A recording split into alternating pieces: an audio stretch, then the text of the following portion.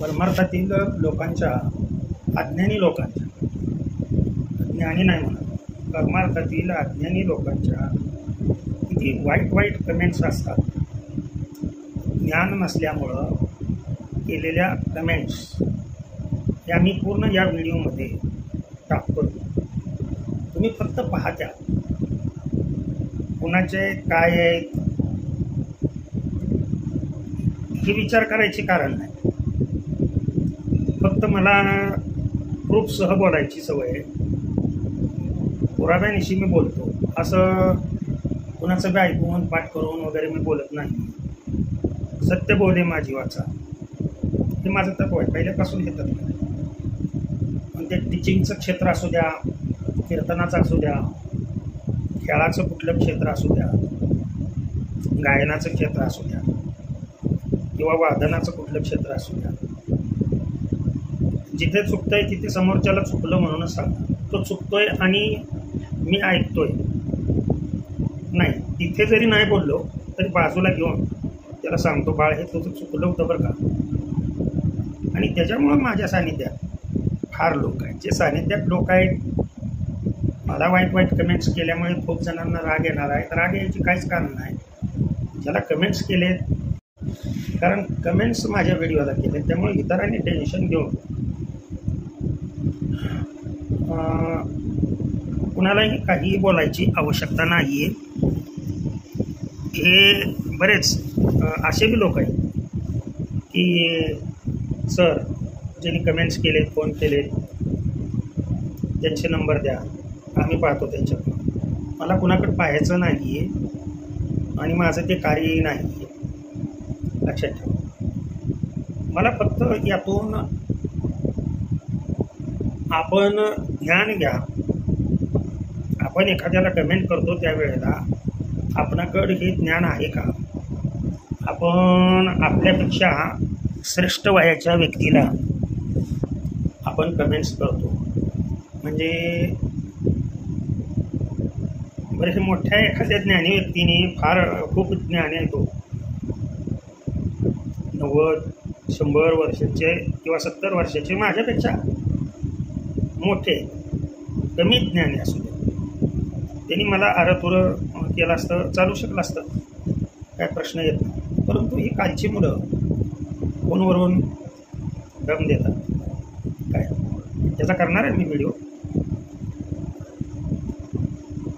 तुकाराम महाराजच धन कमवायला सांगते आणि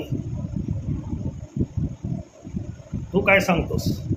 अभंगी म्हणून दाखवलं मला, जोडून या धन उत्तम व्यवहार तुझ्या. आता पुढं सांगत नाही, टिंबटिंब खूप वाईट वाईट शब्द वापरले, परंतु ते न सांगण्यासारखे शब्द आहेत. कालची मुलं कुठून कमेंट्स आले होते हे बी मी सांगू इच्छित नाही, देण्यात आलं तुमच्या. फक्त कमेंट्स करताना कुठल्याही गोष्टीचं आपण अर्धवट बुद्धीने कमेंट्स करू नये.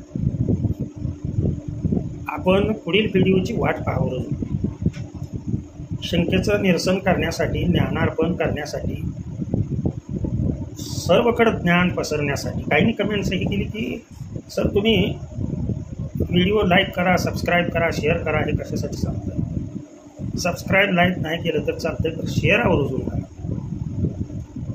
काय देणाऱ्याने देत जावे, घेणाऱ्याने घेत जावे, देता देता एक दिवस, लक्षात आलं? देता देता एक दिवस देणाऱ्याचे हात घ्यावे. हात म्हणजे काय कापून हात घ्यायचे नाही, शब्दशः अर्थ घ्यायचा नसतो कुठलाही. तसं जगद्गुरू तुकोबाराय यांचा प्रत्येक शब्दामध्ये लक्षणार्थ दडलेला आहे. कुठलाही शब्द कुठेही वापरू नका. आणि कमेंट्स करताना मी पुन्हा एकदा सांगतोय की वाईट कमेंट्स केल्या याचं मला दुःख नाही, पण आपल्या संप्रदायात, वारकरी संप्रदायामध्ये इतके अज्ञानी लोक आहेत, हे याचं वाईट वाटतं. हे दुर्दैव. म्हणजे आपण एखाद्या संस्थेत शिक्षण घेतो, मग शिक्षण घेत असताना शिकवलेलंच तेवढं पाहतो का आपलं? हे पहा, तुम्हाला मी सांगतो, ज्ञानी बनण्यासाठी भगवंत कळण्यासाठी स्वतःचं गुरु स्वतः व्हावं लागतं. लक्षात आलं का तुमच्या? लौकिकातले गुरु हे तुम्हाला स्वतःचे गुरु स्वतः बनण्यासाठी मार्गदर्शन करतात. आणि जोपर्यंत तुम्ही स्वतःचं गुरु स्वतः होत नाही तोपर्यंत तुम्हाला अनुभव येऊ शकत नाही. भगवंताचं अस्तित्व तुम्हाला जाणवत नाही. हे आयुष्यातील, माझ्या आयुष्यातील अनुभवाचे बोल मी शेअर करू इच्छितो. तुकोबारायांच्या अभंगाचा लक्षणार्थ घ्या. फक्त शब्दशः अर्थ घेतला तर, आणि सध्याचे जवळजवळ 50% कीर्तनकार नवीन शब्दशः अर्थ घेऊन त्याप्रमाणे, तसं अजिबात महाराजांना तसं अजिबात म्हणायचं नाही. जगद्गुरु तुकोबारायांना अजिबात तसं म्हणायचं नाही. त्यांचं त्याविषयीचं मत, ती कल्पना फार वेगळी असते. तुम्ही अभंग पूर्ण पाठ केला असेल तर त्यातलं एका शब्दावरती तोच शब्द तिथे महाराजांनी का वापरला असेल लक्षात आलं. मी महाराज म्हणतोय कारण यावरून तरी महाराज कोणाला म्हणायचं, आपण दक्षिणा घ्यावी का न घ्यावी.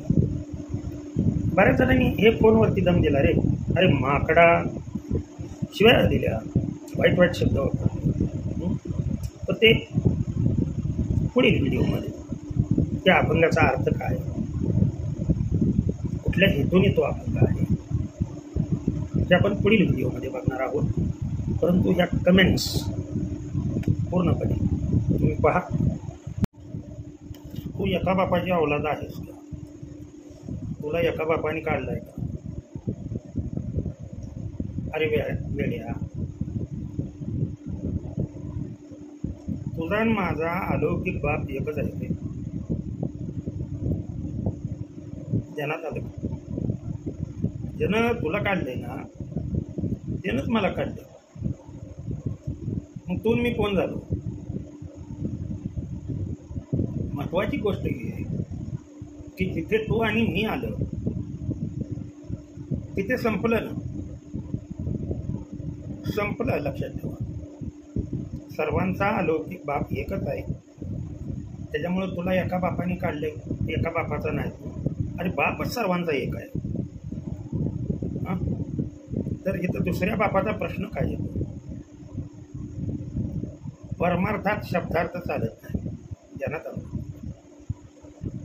तुम्ही काही जरी बोलला, मला त्याचं शुभाशुभ कधीच वाटणार नाही. परंतु त्या प्रश्नाची उत्तरं मी जर आपल्या शंकेचं समर्थन नाही केलं, हा शंका विचारा, तुम्ही शंका विचारा, बिनधास्त विचारा. भगवंत जशा पद्धतीने बुद्धी देईल तशा पद्धतीनं या मुखातून त्याचे विचार मांडण्याचा मी प्रयत्न करतो. कारण करविता, बोलविता, चालविता धनी हा तो आहे. आपण नगण्य. आणि ही अवस्था जोपर्यंत तुम्हाला येत नाही तोपर्यंत तुम्ही दुःखातून बाजूला होत नाही. लक्षात ठेवा. काय झाले तुमचं? विसर पडलाय तुम्हाला कशाचा? मुक्त होता परी बळे झाला बद्ध घेऊन या छंद माझे माझे. ध्यानात आलं? बळेच बद्ध झाला आणि हे माझं हे तुझं. नामाचा छंद घ्यायचा तिथं मायाजाळामध्ये तो अडकला. लक्षात आलं? ती काय म्हणते माहिती का? ती एकनाथ महाराजांचे अभंग बघा, बारोड बघा. वाक्य पती जन्मला माझ्या उदरी मी होईन दयाचे नवरी. बघा जरा गाते, बघा जरा लक्षणार्थ बघा, प्रमाण बघा. लगे शिक्षण संस्थेमध्ये दाखल झाला की लगेच आपण त्या लायकीचे आहोत का याचा विचार करा. गेले 4 अभंग पाठ, 4 दृष्टांत पाठ, चाला कीर्तनकार. तुम्ही काय बी म्हणा, कार हा शब्द फुकट आलेला नाही. जिथे जिथे कार लागले त्या सर्वांना वेळ कार घ्यायचा आहे, एवढं मात्र निश्चित. असो, नाराज होऊ नका मित्रांनो, तुमचा माझा बाप एकच आहे. त्यामुळं असं आपलीच आबरू आपल्या हाताने घालू नका, असं मला थोडक्यात सांगायचं. आपलीच आबरू म्हणजे वारकरीपर्यंत. वारकरी वैष्णवांचा धर्म काय आहे? अभंग सर्वजण म्हणतात, भेद अमंगळ. आलं का लक्षात? हरिपाठामधले अभंग आहे. काय करता तुम्ही हरिपाठामधला? माऊलींचं एकच वाक्य फक्त अनुभवा, देवाची ये वारी उभा क्षणभरी.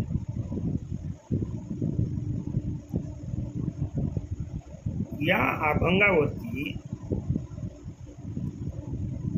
कंटिन्युअस 2-2 तासाची, बरं का, कंटिन्युअस 2-2 तासाची. काल बोललेला शब्द आज बोलायचा नाही.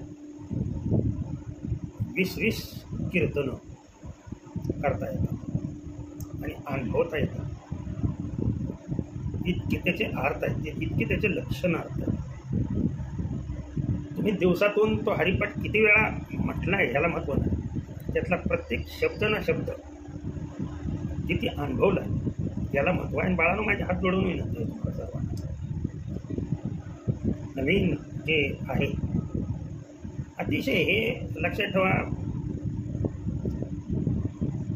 ज्ञानेश्वर, ज्ञान हेच ईश्वर.